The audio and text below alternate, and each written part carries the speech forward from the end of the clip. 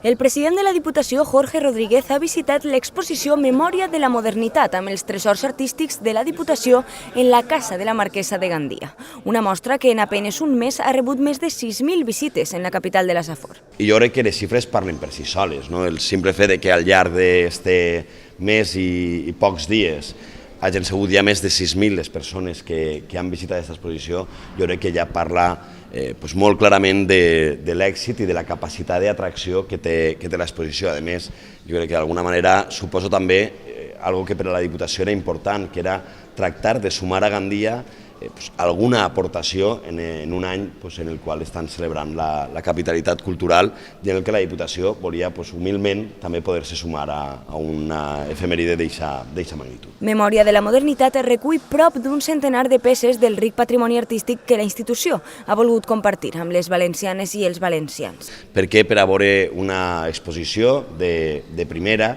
de Sorolla o de Pinazo, al final uno té que anar sempre a morir a la capital, té que anar necessàriament a València, perquè una persona de la Safor no pot gaudir en Gandia d'obres de primeríssima, o una persona de la Vall no pot fer-ho en Ontinyent, o una persona del Camp de Morvedre no pot fer-ho en Sagunt. No? El nostre agraïment a la Diputació de València, primer per el projecte i després perquè s'ha pensat en Gandia com a capital de la Safor i també com a aquest espai territorial que també arriba a les comarques centrals per albergar esta exposició. L'exposició, que acumula més de 30.000 visites en la seva itinerància per les comarques valencianes, romandrà en Gandia fins a finals d'agost.